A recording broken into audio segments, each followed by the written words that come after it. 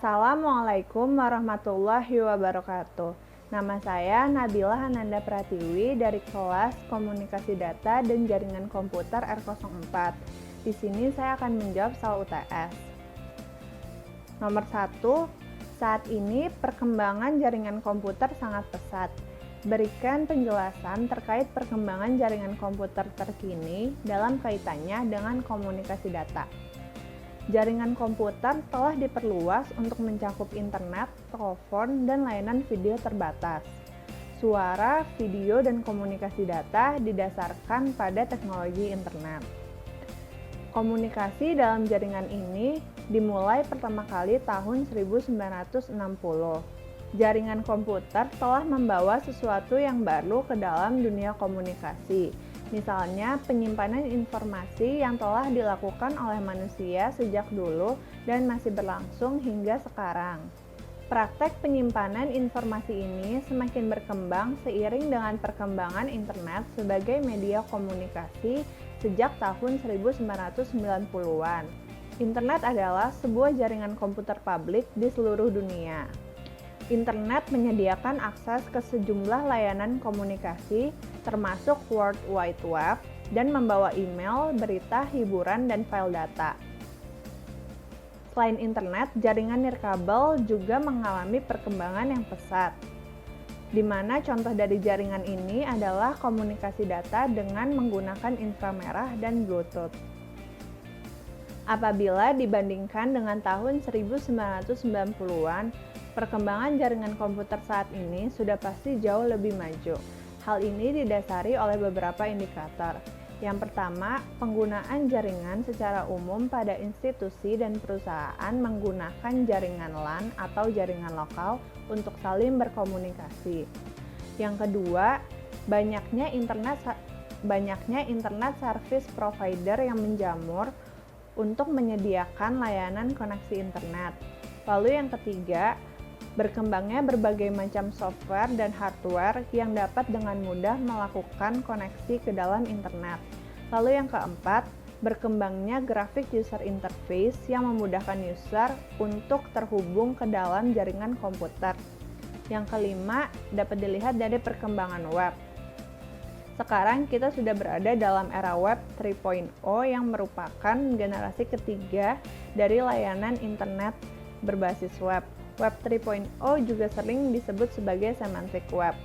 Lalu yang keenam, perkembangan jaringan seluler juga sangat berkembang. Pada tahun 2014, masyarakat sudah bisa merasakan teknologi 4G.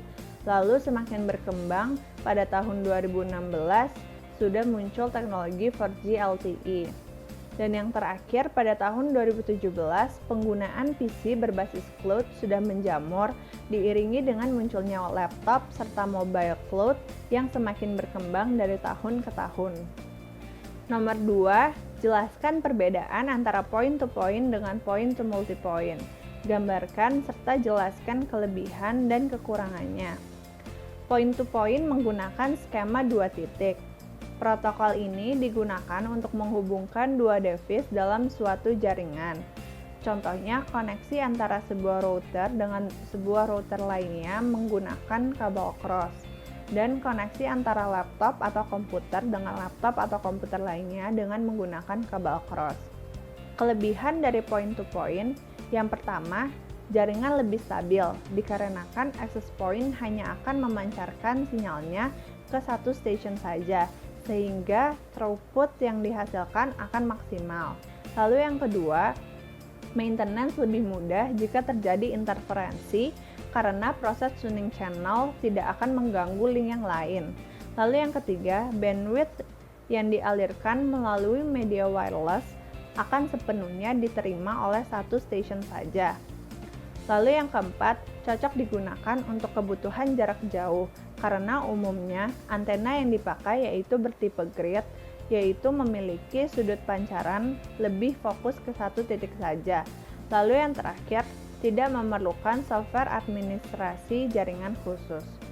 Untuk kekurangannya, yang pertama, biaya instalasi relatif lebih mahal, karena radio access point hanya bisa dipakai oleh satu radio station saja. Dan semakin banyaknya radio access point yang dipasang, maka akan semakin tinggi proses interferensi atau tabrakan frekuensi. Lalu kekurangan yang lain tidak adanya manajemen jaringan, dan yang terakhir tingkat keamanan yang rendah. Sedangkan point-to-multipoint merupakan kebalikan dari point-to-point, yaitu koneksi antara beberapa perangkat atau lebih dalam satu lingkup jaringan yang digunakan bersama. Jadi, satu base station memberikan pelayanan kepada ratusan pelanggan yang berbeda-beda, baik layanan yang berupa bandwidth maupun layanan lain yang telah disediakan. Selain digunakan pada infrastruktur jaringan, metode point-to-multipoint juga biasa digunakan pada jaringan Wi-Fi, di mana pada jaringan Wi-Fi terdapat satu access point yang digunakan untuk melayani banyak device and user sekaligus, seperti dapat dilihat pada gambar. Kelebihan dari point-to-multipoint yang pertama hemat biaya, karena hanya dengan satu radio access point kita sudah bisa menghubungkan banyak radio station sekaligus. Lalu yang kedua, menjamin pelayanan dan coverage area dapat dengan mudah di-expand sesuai tuntutan calon pelanggan. Yang ketiga, sistem dapat dikembangkan secara tepat dengan resiko gangguan yang minimal pada komunitas dan lingkungan. Sedangkan kekurangannya, yang pertama kurang cocok untuk kebutuhan jarak jauh. Yang kedua, bandwidth yang dialirkan akan terbagi-bagi tergantung banyaknya jumlah radio station yang terkoneksi. Lalu yang ketiga, throughput yang dihasilkan kurang maksimal, karena satu access point harus menanggung banyak radio station sekaligus.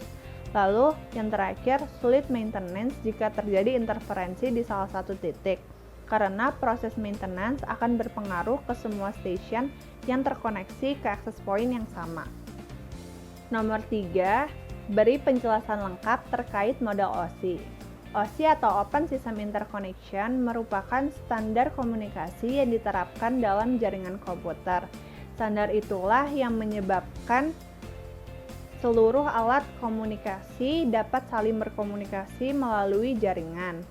Model referensi OSI menggambarkan bagaimana informasi dari suatu software aplikasi dalam sebuah komputer dapat berpindah melewati sebuah media jaringan ke suatu software aplikasi di komputer lainnya. Tujuan diciptakannya adalah agar model OSI dapat menjadi rujukan bagi vendor maupun developer hingga software dan produk yang mereka buat mempunyai sifat interpolate. Hal ini berarti pengguna tak harus melakukan upaya khusus dan mereka bisa melakukan kerjasama dengan sistem maupun produk. OSI merupakan susunan atau kerangka jaringan yang diimplementasikan melalui protokol jaringan dalam 7 lapisan atau layer berbeda, yang masing-masing memiliki tugasnya sendiri. Ketujuh lapisan ini yaitu dari layer ke-7 ada application layer, lalu layer ke-6 ada presentation layer, layer kelima ada session layer, lalu yang keempat ada transport layer, yang ketiga ada network layer, yang kedua ada data link layer, dan yang pertama ada physical layer. Layer 1-4 disebut lapisan bawah, adalah intisari komunikasi data melalui jaringan aktual. Lalu untuk layer 5-7 disebut lapisan atas yang berfokus pada aplikasi pengguna dan bagaimana file dipresentasikan di komputer. Nomor 4, jelaskan perbedaan antara bandwidth dengan spektrum. Bandwidth dalam teknologi komunikasi merupakan perbedaan antara frekuensi terendah dengan frekuensi tertinggi dalam rentang tertentu. Sedangkan spektrum adalah rentang frekuensi yang diduduki oleh sinyal.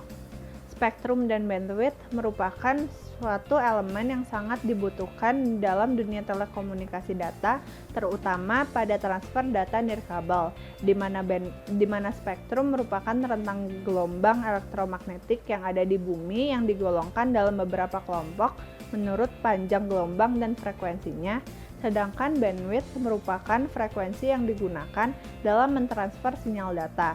Dalam hal ini, bandwidth merupakan rentang frekuensi tertentu dalam suatu spektrum. Lalu untuk pemakaiannya, bandwidth membantu mengukur jumlah data yang dapat ditransmisikan oleh media per unit waktu. Sedangkan untuk spektrum, dalam elektromagnetisme, spektrum membantu untuk mengidentifikasikan panjang gelombang dan frekuensi gelombang elektromagnetik. Nomor 5, beri penjelasan lengkap tentang WAN. WAN atau Wide Area Network merupakan salah satu jaringan komputer dengan area cangkupan yang sangat besar. Misalnya, jaringan komputer yang mencangkup antar wilayah, antar kota, dan antar negara. WAN menghubungkan beberapa LAN melalui jalur komunikasi dari service provider. Karena jalur komunikasi tidak bisa langsung dimasukkan ke LAN, maka diperlukan beberapa perangkat interface. Perangkat-perangkat tersebut antara lain router, channel service unit dan data service unit, modem, dan communication server. Teknologi ini mempunyai kecepatan tinggi dan relatif mahal. Ada dua jenis WAN. Yang pertama ada switch WAN dan yang kedua ada point-to-point WAN. WAN sulit untuk dirancang dan dirawat. Mirip dengan MAN, toleransi kesalahan WAN lebih sedikit dan lebih banyak kemacetan di jaringan. Media komunikasi yang digunakan untuk WAN adalah PSTN atau satellite link. Beberapa kelebihan penggunaan WAN misalnya, semua orang yang ada di jaringan ini dapat menggunakan data yang sama. Selain itu, WAN mempunyai sistem jaringan yang besar atau luas, sehingga mampu menjangkau negara, benua, atau bahkan seluruh dunia. WAN dapat meningkatkan efisiensi perpindahan arus informasi, serta dapat mencegah terjadinya miskomunikasi. Selain itu, dengan adanya WAN, maka data dan informasi suatu instansi atau perusahaan akan cepat terupdate. Namun, terdapat juga kekurangan, seperti biaya operasional yang mahal dan memerlukan firewall yang baik untuk membatasi pengguna luar yang masuk dan bisa mengganggu jaringan ini. Contoh implementasi dan penggunaan jaringan komputer WAN yaitu internet, dan juga jaringan WAN yang menghubungkan antara kantor pusat dan kantor cabang, misalnya untuk bank. Perangkat yang digunakan untuk transmisi data melalui WAN adalah kabel optik, gelombang mikro, dan satelit. Sekian jawaban UTS dari saya, mohon maaf apabila ada kesalahan. Wassalamualaikum warahmatullahi wabarakatuh.